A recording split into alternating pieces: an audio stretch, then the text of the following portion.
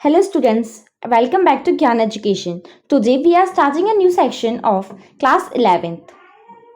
तो आज हम लोग मैथ्स से स्टार्ट कर रहे हैं, लेकिन आगे कंटिन्यू करेंगे तो वहाँ पे आपको और भी सब्जेक्ट्स इंक्लूड होते जाएंगे, लेकिन पहले हम मैथ्स से स्टार्ट करते हैं। तो मैथ्स में सबसे पहले हमारा चैप्टर जो है वो आता है sets.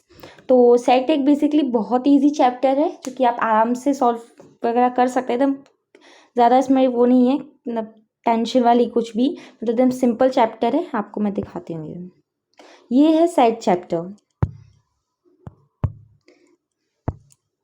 Chapter 1 set. What is set? Set क्या होता है? Set is nothing much well defined collection of objects और element is known as set. तो ये इसकी एक सिंपल डेफिनेशन होती है जो कहती है well defined collection of objects और element is known as set.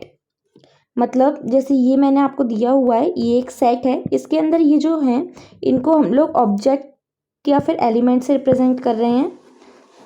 और ये एक सेट है जिसको कि हमने ए बोला गया है, एक सेट को हमने ए बोल के रिप्रेजेंट किया है। देखते हैं इसके आगे क्या लिखा हुआ है। The object in set are called it its member. The object in set are called it its member, मतलब ये जो इस सेट के अंदर ये वाली चीजें हैं ए बी सी डी, इनको हम लोग एलिमेंट या फिर मेंबर बोलते हैं। तो ये बात आपको यहाँ पे एकदम क्लियर हो गई होगी। अभी आप लोग जब इस वाले एग्जाम्पल को समझेंगे तो आपको सेट के बारे में एवरीथिंग एकदम क्लियरली डिफाइन हो जाएगी। तो मैं इसको पहले इरेज कर देती हूँ। तो ये एक सेट दिया हुआ है हमको, एक ए सेट है जिसके अंदर जो एलिमेंट्स या फिर मेंबर हैं वो हैं 2, 4, 6, 8 एंड 10। तो जैसे कि आप लोगों को मैं पहले ही बता चुकी हूँ, ये जो एलिमेंट्स रहते हैं इनको मेंबर या फिर एलिमेंट बोला जाता है, और ये जो ए रहता है इसको नोटेशन ऑफ सेट बोला जाता है। मतलब सेट को जो नाम दिया गया है उस चीज़ को। और ये जो ए होता है इसको आप किसी भी अल्फ़ाबेट से डिफाइन कर सकते हैं, बी, जेड, के एंड एनी मोर। बट इसकी एक वो रहती है, इसकी जो एक कैपेबिलिटी रहती है वो रहती है कि इसको हमेशा कैपिटल लेटर में ही शो किया जाता है। इसमें स्मॉल लेटर लाइक बी, सी या फिर ई इस टाइप से कुछ भी यूज़ नहीं कर सकते। इसमें जो कर सकते हैं वो है कैपिटल लेटर्स का यूज़ ही करना होता है इसमें।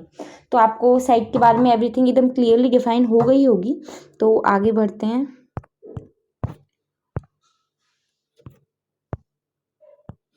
तो यहाँ पे आता है some standard notation of some set.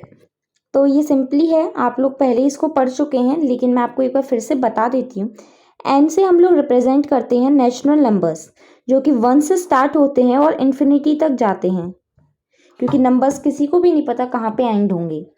वैसे ही डब्ल्यू से हम लोग रिप्रेजेंट करते हैं होल नंबर जो कि 0 से स्टार्ट होते हैं। 0 को ऐड करने के बाद में सारे ये नेचुरल नंबर्स ही होते हैं। अगर नेचुरल नंबर में 0 इंक्लूड कर दी जाए तो वो होल नंबर बन जाते हैं, और अगर होल नंबर में से 0 हटा दिया जाए तो वो नेचुरल नंबर बन जाते हैं। इनकी भी किसी को नहीं पता ये कहाँ तक जाएंगे, इन्फिनिटी है। फिर आता है जेड और आई जो रिप्रेजेंट करते हैं ये ऑल इंटीजर्स को। ये है हमारे इंटीजर। ये माइनस के इन्फिनिटी से शुरू होते हैं और ये प्लस के इन्फिनिटी तक जाते हैं। वैसे ही आता है क्यू से हम लोग इरेशनल नंबर्स को डिनोट करते हैं। रैशनल नंबर्स हमेशा p अपॉन क्यू की फॉर्म में होते हैं, जिसमें कि क्यू की वैल्यू कभी भी 0 नहीं हो सकती। अगर क्यू की वैल्यू 0 हो जाती है, मतलब यहाँ पे 2 लिखा है, यहाँ पे 0 हो जाती है, तो आप लोग पहले ही समझ जाइएगा कि ये एक रैशनल नंबर नहीं है। ये एक गलत मेथड दिया गया है यहाँ पे। उसके बाद में ई से हम लोग रिप्रेजेंट करते हैं इवन नंबर्स। आप लोग even integers, even numbers same है जो कि आप लोगों को पहले से ही पता है। तो ये माइनस के इन्फिनिटी से शुरू होते हैं और ये -4 -2 मैंने यहाँ पे एग्जाम्पल्स में कुछ लिखे हुए हैं, तो ये यहाँ से जाते हैं इन्फिनिटी तक। उसके बाद में ओ से हम लोग रिप्रेजेंट करते हैं सेट ऑफ ऑड इंटीजर्स, जो कि ऑड नंबर्स होते हैं, जो कि -इन्फिनिटी से स्टार्ट होते हैं और पॉजिटिव इन्फिनिटी तक जाते हैं। उसके बाद में आता है R, set of real numbers. R से हम लोग रियल नंबर्स को डिनोट करते हैं। आर में होता है एक्स, इसको हम लोग एक्स से डिनोट करते हैं रियल नंबर्स को ज़्यादातर, वेयर एक्स इज़ रैशनल और इरेशनल नंबर। रियल नंबर में रैशनल नंबर्स भी आते हैं, इरेशनल नंबर्स भी आते हैं, तो जो भी हम डिनोट करेंगे वो एक्स से डिनोट करते हैं इसमें। तो आगे बढ़ते हैं, आगे क्या आता है।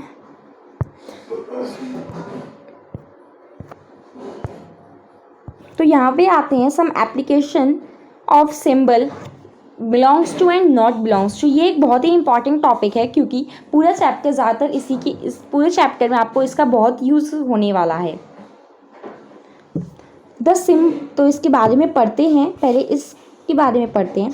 द सिंबल, ये यहाँ पे ये वाला सिंबल है, वो गलती से हो गया this symbol stands for belongs to और इज़ एन एलिमेंट ऑफ और इज़ अ मेंबर ऑफ। मतलब कुछ भी है, तो जैसे कि मैं आपको एक सेट जैसे कि मैं आपको पहले दिखाया था एक सेट, उसमें मैं आपको बताती हूँ इसके बारे में। जैसे ये एक सेट है, इसमें हमें इसके मेंबर्स और एलिमेंट ये दिए गए हैं 2 4 6 8 एंड 10। तो ये एक सेट ए है जिसके अंदर ये एलिमेंट्स आते हैं। तो इसमें हम लोग ये कह सकते हैं नंबर 2 मतलब element 2 belongs to set A. ये एकदम क्लियर है क्योंकि सेट ए के अंदर 2 आता है। तो इस टाइप से आप समझ ही गए होंगे कि मैं क्या कहना चाह रही हूँ, कि किसी भी सेट के अंदर अगर वो चीज़ एग्जिस्ट करती है तो उसको हम लोग कहेंगे दिस नंबर या this this member belongs to set A B C, जो भी सेट दिया गया हो। तो आगे बढ़ते हैं इसमें।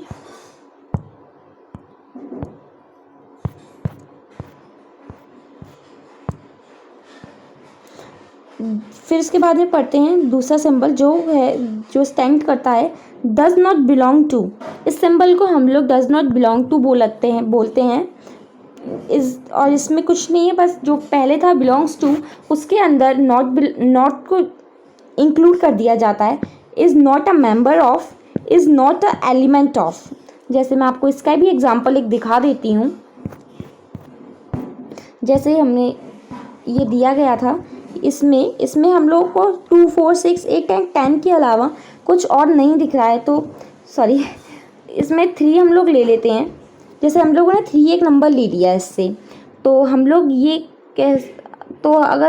हम लोग ये कह सकते हैं 3 डज नॉट बिलोंग्स टू ए, क्योंकि इसके अंदर 3 कहीं एग्जिस्ट ही नहीं करता। तो इस टाइप से हम लोग बिलोंग्स टू का यूज़ करते हैं।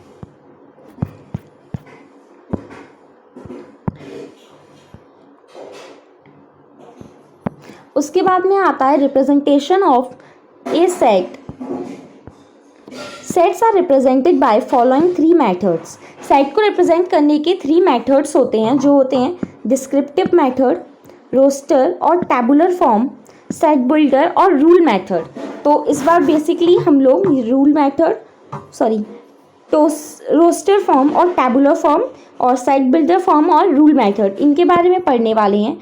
रोस्टर फॉर्म को टैबुलर फॉर्म भी बोलते हैं, वैसे ही सेट बिल्डर फॉर्म को रूल मेथड भी बोलते हैं। मैं बेसिकली यही वाले नाम यूज़ करने वाली हूँ, रोस्टर फॉर्म और सेट बिल्डर फॉर्म। तो प्लीज़ कंफ्यूज ना हो कि अगर मैं गलती कहीं पे टैबुलर फॉर्म या रूल मेथड बोल दूँ, तो आप प्लीज़ ये कंफ्यूज मत होइएगा कि ये चीज़ हमने नहीं पढ़ी है पर पढ़ा दी गई है। और एग्ज़ाम्स में भी कभी कभी पूछ लिया जाता है कि रोस्टर फॉर्म, मतलब कन्वर्जेशन के जो क्वेश्चंस आते हैं उनमें कह दिया जाता है tabular form convert this equation or anything from tabular form to rule method। तो प्लीज़ कंफ्यूज ना हो कि क्या चीज़ करनी है।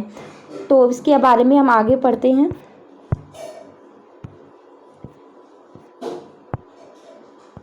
तो पहले आता है रोस्टर फॉर्म और टैबुलर फॉर्म। तो इसके बारे में पढ़ लेते हैं। इसकी भी एक वेल डिफाइंड डेफिनेशन है जो ये कहती है, in this method of representation of a set, in this method of representation of a set the element of the set are separated by commas and are enclosed with curly brackets. इसमें curly brackets और commas को mainly focus किया जाता है। मैं आपको इसका एक एग्जांपल भी दे देती हूँ।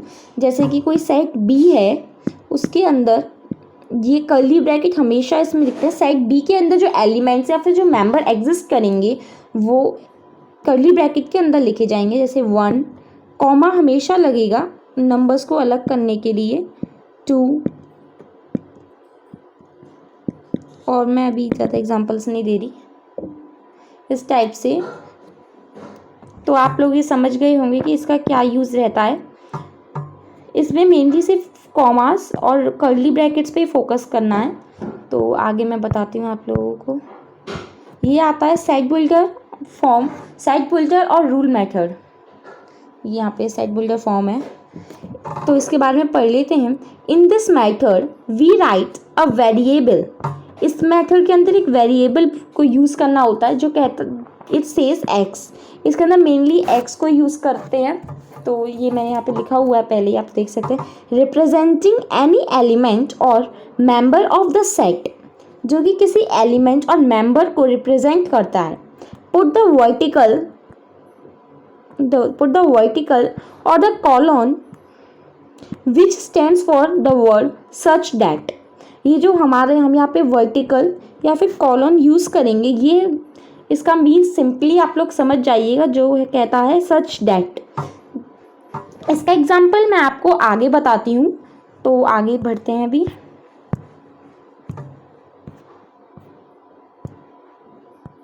तो ये कन्वर्सेशन मैंने आपको बताया था कि कन्वर्सेशन के लिए भी आएगा। तो ये यहाँ पे हमें कन्वर्सेशन करना है। Roster form to set builder form. Roster form जैसे मैं आपको पहले बता चुकी थी, ये रोस्टर फॉर्म होती है और ये सेट बिल्डर फॉर्म है, जिसका एग्जांपल मैं अभी आपको दे देती हूँ अच्छे तरीके से। तो यहाँ पे हमको एक सेट दिया गया है, ए सेट, जिसके अंदर जो एलिमेंट्स और मेंबर है वो हैं AEIOU, जो कि आप लोग पढ़ते ही ये बात समझ गए होंगे कि इंग्लिश के वॉवल्स हैं। तो ये हो गई हमारी रोस्टर फॉर्म। इसको हमें कन्वर्ट करना है सेट बिल्डर फॉर्म में। तो ये है हमारी conversation of set builder form. Set A curly brackets x variable था, पहले ही बता चुके हैं। तो variable such that x is a vowel of English alphabets. Means x, जो एक्स है यहाँ पे, इनके बदले हम लोगों ने एक वेरिएबल लिया है जो कि एक्स है। तो एक्स क्या कहता है अपने बारे में? X is a vowel of English alphabets. तो एक्स इज़ अ वॉवल्स के मीनिंग से हम लोग एक बार पहले ही क्लियर हो जाएगी कि इसके अंदर AEIO और U के अलावा कोई और वर्ड एग्जिस्ट नहीं करने वाले हैं। तो ये क्लियर है हमारे लिए कि सेट बिल्डर फॉर्म और रोस्टर फॉर्म के बारे में। तो मैं आपको इसका एक और एग्जांपल दे देती हूँ, जो कि है एक सेट है Z, जिसके अंदर ये एलिमेंट्स बिलोंग करते हैं 1 2 3 4 एंड 5। तो इसमें हमें क्या करना है, इसमें हमको इसको भी हमें सेट बिल्डर फॉर्म में कन्वर्ट करना है, जो कि ये हमारा यहाँ तक आपको समझ ही आ गया था। तो यहाँ से इससे आगे पढ़ते हैं। X is a natural number 1 से स्टार्ट, जैसे कि आप देख सकते हैं 1 से स्टार्ट हो रहे हैं, तो ये नेचुरल नंबर्स हैं। एंड तो नेचुरल नंबर्स हैं, ये बात क्लियर हो गई, ये नेचुरल नंबर्स हैं, ये बात देखते ही समझ गए हैं। लेकिन इसमें एक सिर्फ ये 5 तक एग्जिस्ट कर रहे हैं, तो उसके लिए हम यहाँ पे ये चीज़ यूज़ करते हैं। तो इसके बारे में मैं आपको पूरा डिफाइन करके बता देती हूँ। तो नेचुरल नंबर है, तो कॉमन सी बात है 1 से ही स्टार्ट होंगे। उसके बाद में ये आगे बढ़ रहे हैं, माइनस में नहीं जाते हैं, ये सिर्फ आगे बढ़ रहे हैं। तो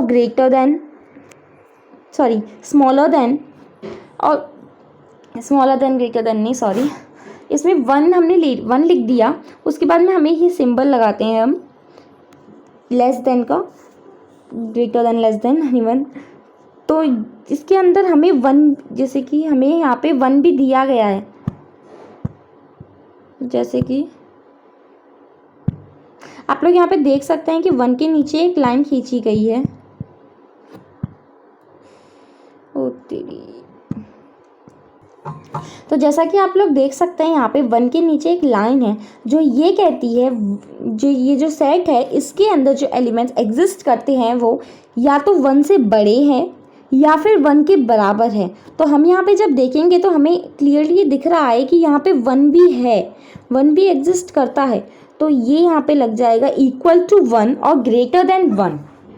तो x है यहाँ पे, ये वैल्यूज़ हमें x से वेरिएबल होता है तो x लिख देंगे। उसके बाद में ये 1 के बाद में आगे बढ़ रहे हैं लेकिन 5 से छोटे हैं। ये सारे नंबर लास्ट में 5 है तो ये सारे नंबर 5 से छोटे हैं तो 5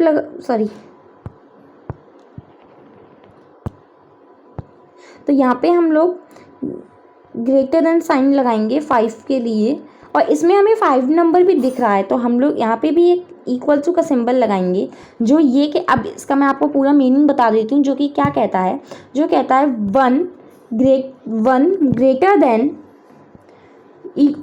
देन 1 और equal to 1, x smaller than 5 और इक्वल टू 5।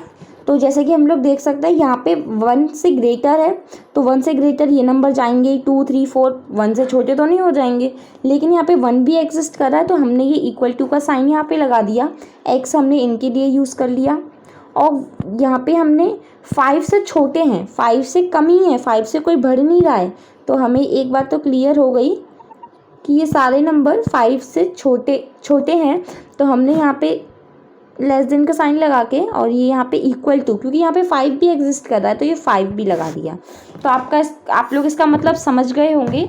अगर नहीं क्लियर हुआ तो आप लोग मुझे कमेंट कर सकते हैं और आगे आप लोगों को मैं इसके बारे में और अच्छे से एक्सप्लेन करने का ट्राई करूँगी। तो अभी हमारी एक्सरसाइज आ जाती है 1.1।